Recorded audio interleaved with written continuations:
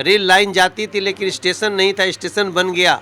और नरेंद्र मोदी का सिपाही मनोज तिवारी, उसका भी परिचय मिला है। हम तो ये बताएंगे कि हमने 10 साल में किया क्या। मतलब सड़क के ऊपर फ्लाईओवर, फ्लाईओवर के लिए ऊपर मेट्रो। मेरे रोंगटे खड़े हो गए कल जब घोषणा हुई। हम द्वारका एक्सप्रेस भी बनाते हैं, हम राम जी का मंदिर भी बनाते हैं। हमारे साथ बात करने के लिए मनोज तिवारी हैं। और सर, कन्हैया कुमार आपके अगेंस्ट में यहाँ पर फाइट कर रहे हैं। कितना टफ ये फाइट आप देख रहे हैं?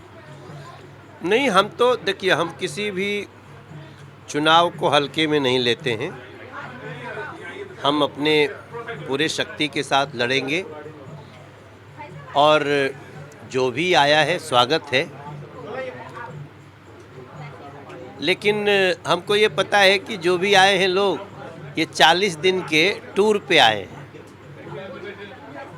40 दिन घूम के इस क्षेत्र को चले जाएंगे।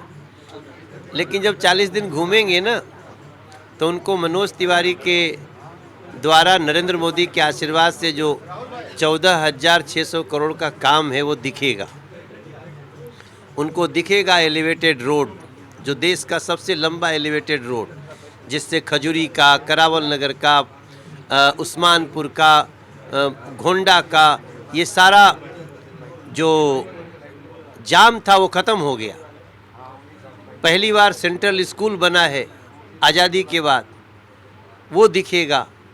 रेल लाइन जाती थी लेकिन स्टेशन नहीं था, स्टेशन बन गया। इस क्षेत्र में मेट्रो नहीं थी। आप यहाँ जहाँ बैठे हैं, इसके ठीक बाहर से भी मेट्रो ला दिया, तो उनको दिखेगा ही। मुझे विश्वास है कि वो राहुल गांधी जी को जाके ज़रूर बताएंगे, कन्हैया कुमार जी, कि जिस क्षेत्र को कांग्रेस ने इग्नोर कर रखा था, वहाँ कैसे पहली बार ये सारी चीज़ें नरेंद्र मोदी का सिपाही मनोज तिवारी ने किया है। लेकिन एक और चीज़ है कि क्योंकि इसलिए भी ये टफ फाइट मानी जा रही है कि जब यहाँ पे कन्हैया कुमार आते हैं, कन्हैया कुमार भी खुद बिहार से बिलोंग करते हैं। पूर्वांचल और बिहार का यहाँ पे वर्चस्व भी है, यहाँ पे ज़्यादा वोट बैंक माना जाता है। तो ये कहीं इससे ये नहीं माना है कि आपके लिए कहीं मुश्किलें हो जाती है? और क्योंकि एक और चीज़ है कि इंडी गठबंधन है, आम आदमी पार्टी और कांग्रेस दोनों एक साथ फाइट करें। कोई बात नहीं, हम फाइट से कहाँ घबराते हैं। हम जनता के सामने हैं, हाथ जोड़ के हैं, और ये जनता डिसाइड करेगी।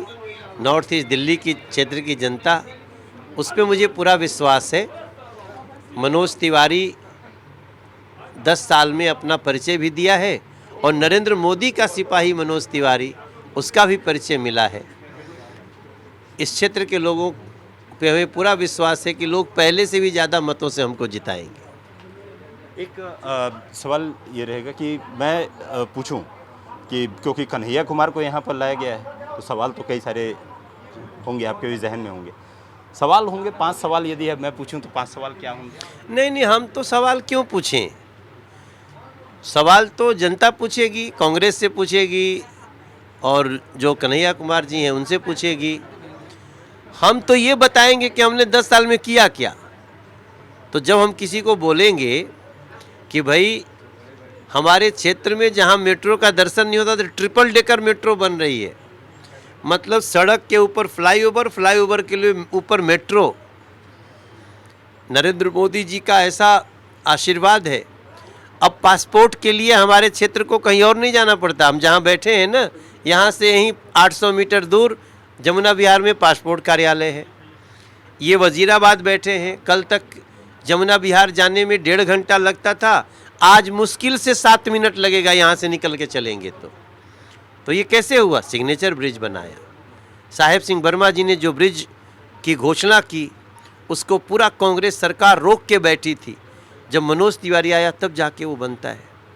और फिर ऐसे ही नहीं, खाली सिग्नेचर ब्रिज नहीं, सिग्नेचर ब्रिज से एलिवेटेड रोड जोड़ दिया। एलिवेटेड रोड से देहरादून 2.5 घंटे में, हरिद्वार 2.25 घंटे में, सहारनपुर 45 मिनट में।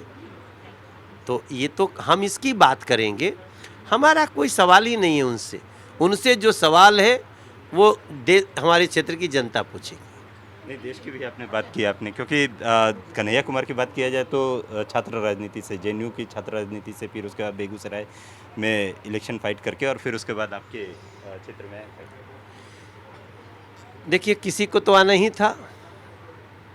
हाँ, ये ज़रूर मुझे लगा कि कांग्रेस के शीर्ष नेतृत्व को एक ऐसा व्यक्ति नहीं मिला जो देश का सम्मान करता हो, सेना का सम्मान करता हो, भारतीय संस्कृति का सम्मान करता हो। तो कोई बात नहीं, देखिए हम हर चुनाव को बहुत ही गंभीरता से लड़ते हैं। और इस चुनाव देखिए ना, हम गली गली में बैठे हैं, हम माताओं बहनों के साथ बैठ कर के बात कर रहे हैं और हम शिव जी का गाना गा रहे हैं, उनको माइक देने को जो राम को लाए हैं मोदी जी आए थे, मोदी ही आएंगे, ऐसा वो लोग गाना गा रहे हैं। तो ये जो ब्लेसिंग्स है, ये जो आशीर्वाद है, ये जो आज बुजुर्गों को आशीर्वाद देने का अवसर आया है, अब 70 साल का प्रत्येक बुजुर्ग 70 प्लस, अब उसको हर साल 5 लाख रुपए का अगर इलाज करना पड़ा तो नरेंद्र मोदी सरकार करेगी। उनके बच्चों को किसी वृद्धाश्रम की आवश्यकता नहीं है। इतना बड़ा काम कर दिया, मेरे रोंगटे खड़े हो गए कल जब घोषणा हुई। युवाओं को 20 लाख रुपया मिलेगा, ऑलमोस्ट ना के बराबर इंटरेस्ट पे।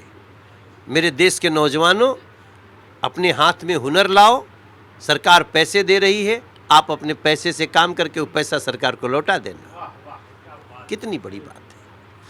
हम लोग इस देश में रोजगार के लिए चिंतित होते हैं ना। आज जिस क्षेत्र में जाइए, आज रोजगार के जो